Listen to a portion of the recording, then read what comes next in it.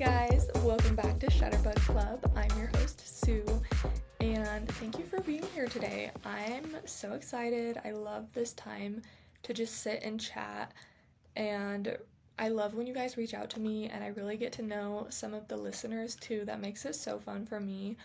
But let me just say, honestly, podcasting is still so new to me, and I'm still figuring it out. And sometimes I listen back to the episodes like while I'm editing it, and I'm like, wow, I cannot believe people want to listen to my voice because I get so tired of it, especially after recording for like an hour. But truly, I appreciate every single one of you who are here and on this journey with me. And also, I still make some mistakes because if you listen to my last episode, then you'll know that I actually had some like audio problems, and I lost an episode that I recorded with two girls from my senior model team. I interviewed them, and it was such a good episode. I thought I could recover the audio, but I like contacted support, and I don't know, they couldn't figure it out. So don't be expecting that because I won't be able to get that episode back. However, I will still probably interview the girls at a later time. That'll probably come sometime in the future. So I'm so sad that I won't get that episode back because it was so good. Anyways, today we're going to be talking about how to get natural and candid photos during a photo shoot, like how to capture genuine emotions rather than posed or stiff photos.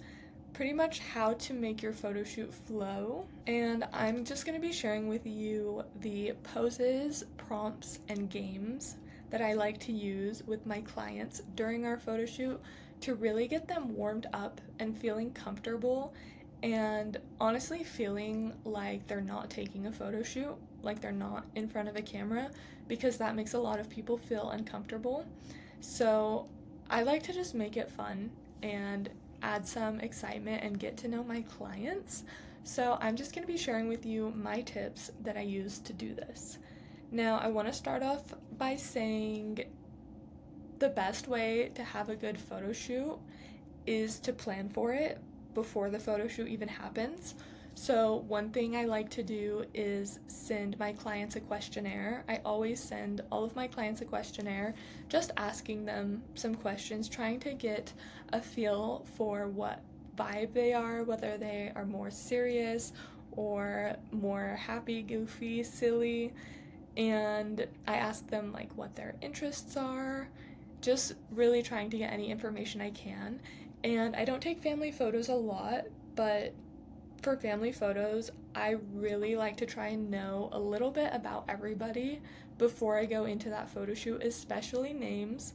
I've been really trying to memorize names because that makes a huge impact. If you can say your client's name like multiple times throughout the photo shoot. And honestly, memorizing names is something that's been hard for me because I have a bad memory, and I always just use that as my excuse to not remember names, and it's become a problem. So I'm trying really hard to memorize names because it will really make your client feel so much more special, and they are special, like they're not just another client. So yeah, make them feel like you really spent the time to get to know them. Anyways, I also just want to say that I am a little bit more introverted and shy, and this is something that I really struggled with getting into photography, is being shy and truly awkward, just like not knowing how to communicate with people, not knowing how, like what questions to ask or how to get the emotions or reactions that I wanted.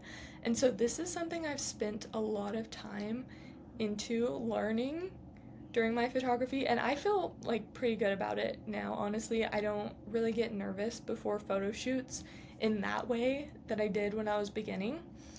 And that, for me, that's huge because I've always been so shy. So I'm going to share with you the tips that I use. And honestly, I would go into ChatGPT. This is like my biggest tool. And so after I send over the questionnaire to my clients, I'll go into ChatGPT and paste in the questionnaire, and I'll tell ChatGPT like, I'm a photographer, I have a photo shoot, These are answers from a questionnaire that I got to get to know that my clients help me come up with some conversation starter questions based on their responses. And so ChatGPT will take every single detail out of the questionnaire, like if they say they like books, and it will come up with like 5 different questions for every single little personality thing that it captured about your client. So that way during your photo shoot, you won't have any like awkward, quiet moments. Like you'll always have something to ask your client. And this is something I've gotten better at as I've done more photo shoots and just thought about this more before the photo shoot. So I don't really need to go into ChatGPT anymore, but that's seriously such a good tool, and I would highly recommend using it if this is something you also struggle with. To be able to just be extroverted and talk to people effortlessly would be my dream, but that is something that I have not mastered yet. So I'm not afraid to admit that I get really awkward and sometimes I need some help coming up with questions to ask. Okay, so prepping before your photo shoot, send them the questionnaire, memorize their names. If you're doing like senior photo shoots, memorize the senior's name and the parent's name. If it's family, memorize the entire family. Really, anyone involved in the photo shoot or who you're communicating with, you want to memorize their name and not only memorize it, but use it during the photo shoot. Okay, I have a bunch, like a ton of prompts and games, poses that I'm gonna share with you, but don't feel like you have to memorize all of these before a photo shoot. Seriously, just before a photo shoot, memorize like 3 to 5 of these. I usually like to be able to count them on my fingers, and then that way during the photo shoot, I'll like go back to my fingers and remember the 5 different prompts that I wanted to use during this photo shoot. Because if I try and remember 10 different things to have them do, then that's just too much. But using these prompts, you can really play with them and go off of them and use it to spark more conversation and really just get to know your clients. A lot of these prompts are stuff that I use all the time, but some of them I did go to ChatGPT before this episode, and so some of them are just some things that ChatGPT gave me that I've never used before, but I thought would be fun to use, so I just threw them in there to have some more variety for you. Also, keep in mind with all of these poses and prompts and games, some of them might seem a little bit weird. You definitely have to get to know your client before the photo shoot and see if it's the right vibe for them, because some people are like very comfortable with who they are. They're very fine with feeling silly, with being asked silly questions, and some people are shy and they don't want to make a fool of themselves. They don't want to answer like a silly question. So really you just have to get to know your client, figure out the vibe they're going for, and I'm going to be sharing poses and prompts for family photos, wedding party photos, couples, and senior portraits, because those are like my primarily things that I've photographed in the past, which like I said, I'm doing seniors now, so there's probably the most for senior photos, but I just want to touch on everything. Okay, starting with families, I like to play I Spy. This is great for keeping the kids engaged, and especially if you want to get more serious faces or where the family is just engaging with the kids and they're not just going crazy.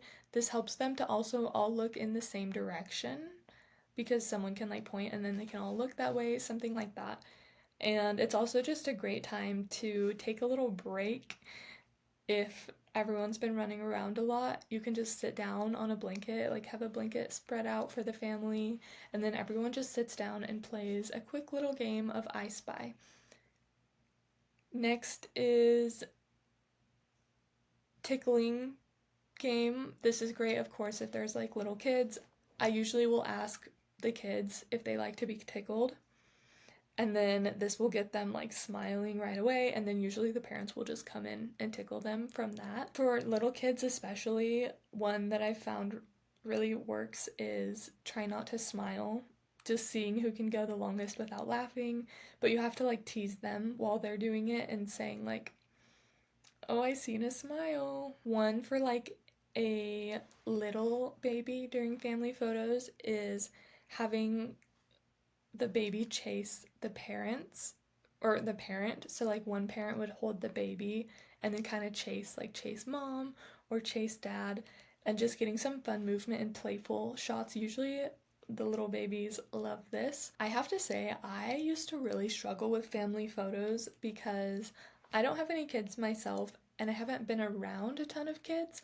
And honestly, my first few family photo shoots I did not know how to interact with kids.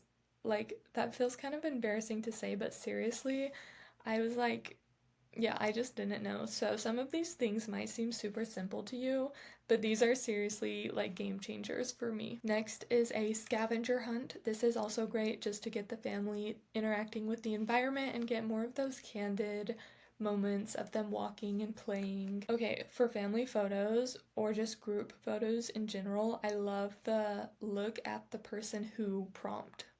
So you have them all like lined up together and you'll tell them, I'm going to give you a prompt and you have to look at the person whoever it applies to. So here are some of my favorite ones to say. Look at the person who is the funniest. And if it's like a little kid everyone looks at, usually I like to ask them if they have any jokes that they want to share. And then look at the person who cooks the best. And like I said, this is just a great way to get to know them better, get them comfortable, get the conversations flowing. So these might not always be the best photos, like they might be giving each other weird looks, but it's gonna make them loosen up and it's gonna make them comfortable. So when you ask who's the best cook, you can ask that person what dishes they like to make. Look at the person who talks the most. Look at the person who would survive a zombie apocalypse. Look at the person who is most likely to fall asleep first during a movie, which this is me. I actually sleep during movies all the time and it drives my husband crazy. He's like, you cannot stay up for a single movie. Okay, another fun family photo game would be telephone if there's enough people, where you just whisper, somebody starts whispering a funny phrase and then it passes through the group. Okay, moving on to wedding party photos. Some more look at the person prompts. This is great for wedding party photos. One I would say is look at the person who is most likely to cry first, or you could say point at the person who is the biggest party animal. Okay, this next one feels a little silly, but it's like the strike a pose prompt. I felt really silly the first time I used this, but I've gotten some really good reactions from this. So I usually use this when it's the bridesmaids and groomsmen, the bride and groom, everyone together, just like standing in a line, and I tell them to strike a pose on the count of 3 and they have to like change it every time. So I'll say like pose, pose.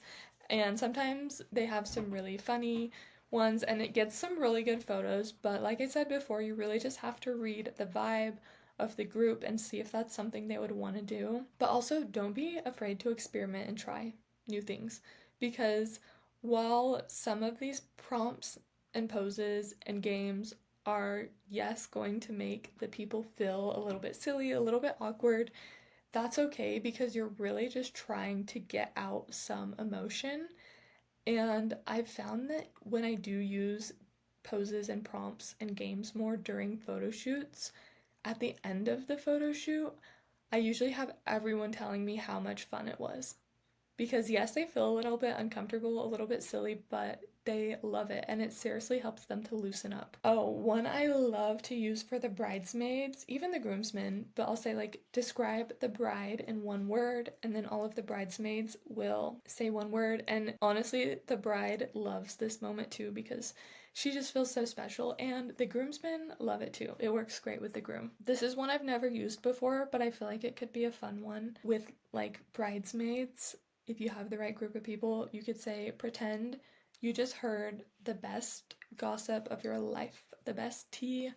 And so then everyone's just kind of like gasping and making cute expressions. And now this one, the run and attack hug, I actually stole this one from my friend Jordan with Ponderosa Portraits because she second shoots weddings for me all the time, and she used this one with the groomsmen, and honestly these are usually my favorite photos of the groomsmen because they're so fun.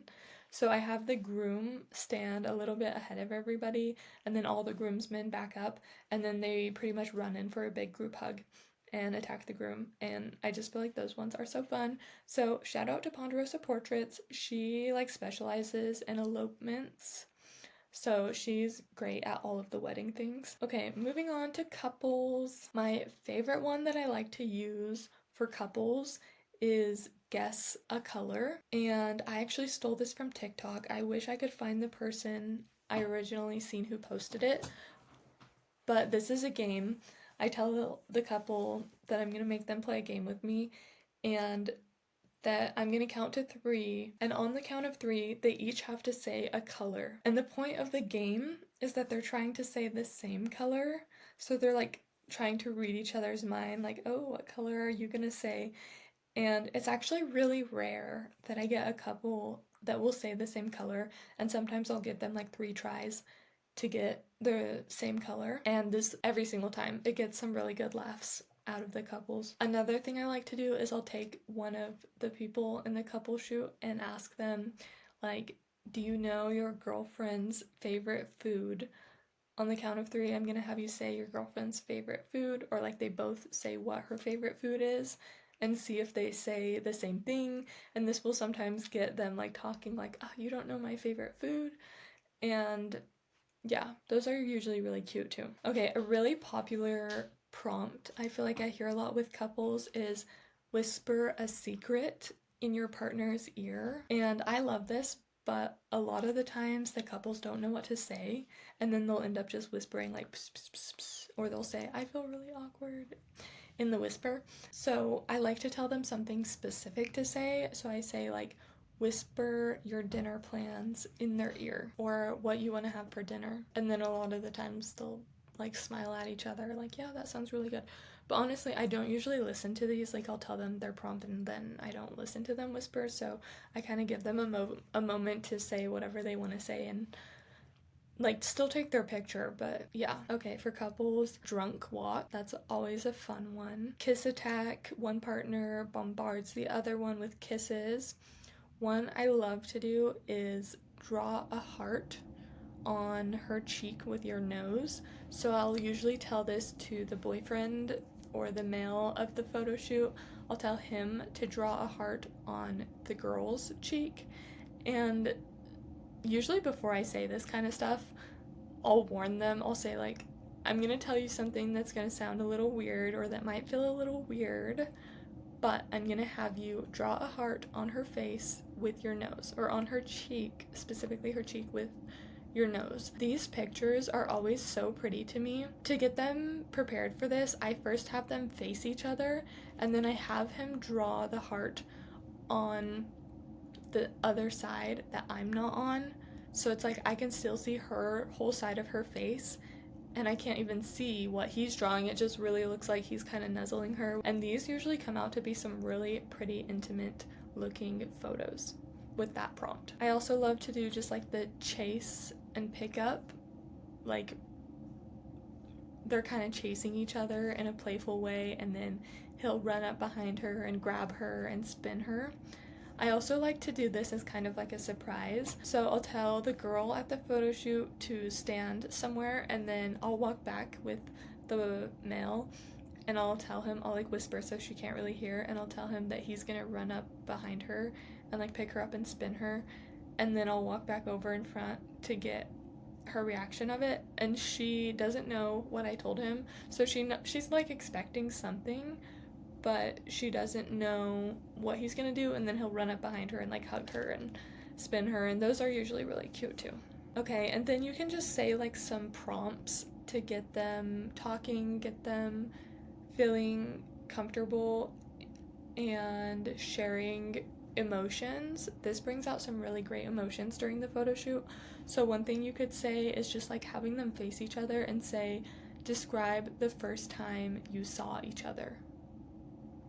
And this can be really cute, getting them to feel a little nostalgic and bring back those emotions and that love. Okay, another fun prompt is a nose boop war. That sounds really weird, but boop each other's noses as many times as possible in 10 seconds. This is a game ChatGPT came up with. I've never tried it, but honestly, I might. It sounds like it would get some fun reactions. And then another one ChatGPT came up with is walk like a penguin, hold hands, and waddle toward the camera. That sounds so weird reading out loud, but I feel like if you had the right couple, it could get some really funny laughs. Okay, moving on to senior portraits. My favorite. I like to get a lot of hair movement in my senior portraits. I feel like that's one of the most natural looking things for girls to do with longer hair is to really just play with their hair. And so one thing I like to say is pretend you're washing your hair out in the shower.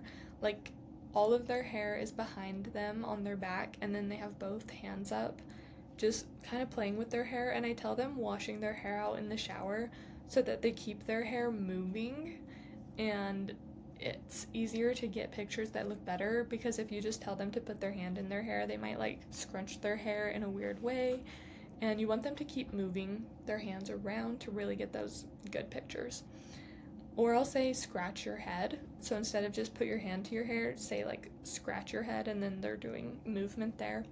Or flick your hair. Okay, and then some prompts that I like to say to get some reactions out of them, just like some emotions, some funny expressions and laughs.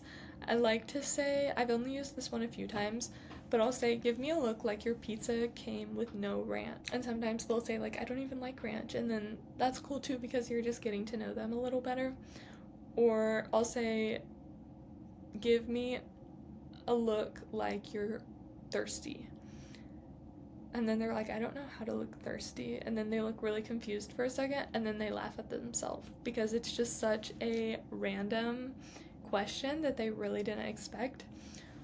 Or smile like you know something no one else does. It's just another funny little reaction one. Or I'll say, think of a memory that makes you laugh every time. And if they want to share this memory with you, that's even better. And if they're like, I don't know, then that's fine. You just say, okay, that's fine, and move on. Other kind of questions, more than prompts, would be to ask them what the most exciting moment of their senior year has been. And this will just kind of help them open up. It's not exactly going to get you the best photos, but it's really good to ask uplifting and happy questions to keep the experience feeling positive. You can even ask them what is something you're really proud of yourself for, and just see really how much they're willing to share with you and how much you can get them to open up. I love to do a slow motion run. This one is also great with couples, a slow motion run, and I focus on getting like the hair bouncing, and sometimes these pictures do come out really good, but mostly they just feel kind of silly. So, yeah, I'll tell my seniors to do a slow motion run, or even like a slow motion skip, I feel like is even harder, and it just usually gets them to laugh. I'll tell them to smell the air. If I want more of a serious pose, I'll tell them to just like relax, take in their surroundings, and smell the air, and this will cause them to like tilt their chin up, which usually looks better for that serious pose. Or I'll tell them to smile at mom, because seniors usually come with a parent. So I'll tell them like smile at mom or dad over there, and this usually gets like a really cute genuine smile. A game you could play is like a word association game. So you say a word and they say the first thing that comes to their mind. Like you would say summer and then they might say lake days. Again, not really one that's going to get you amazing photos, but it's just going to get them talking, get them feeling comfortable around you. So similar to asking them to give me a face like they're thirsty or like they didn't get ranch with their pizza, You can do emoji faces, so like you call out an emoji and ask them to mimic the expression. And then going back to what I said, you really have to fill out the vibe of your client, because I know a lot of shyer clients like me would feel a little bit uncomfortable if you asked them to do this during a photo shoot because they don't want to feel silly. But some people would eat this up and it would be so cute and funny. You gotta also ask them what is a song that always puts them in a good mood, or just ask them for some of their favorites, favorite book, favorite show, favorite song, anything like that is gonna just getting them talking about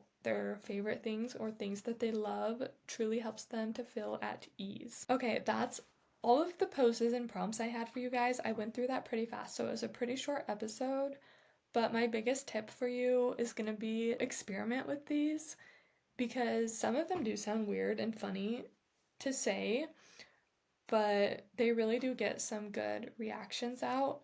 And if you have any that you use, I would love to hear them if you want to comment any down below.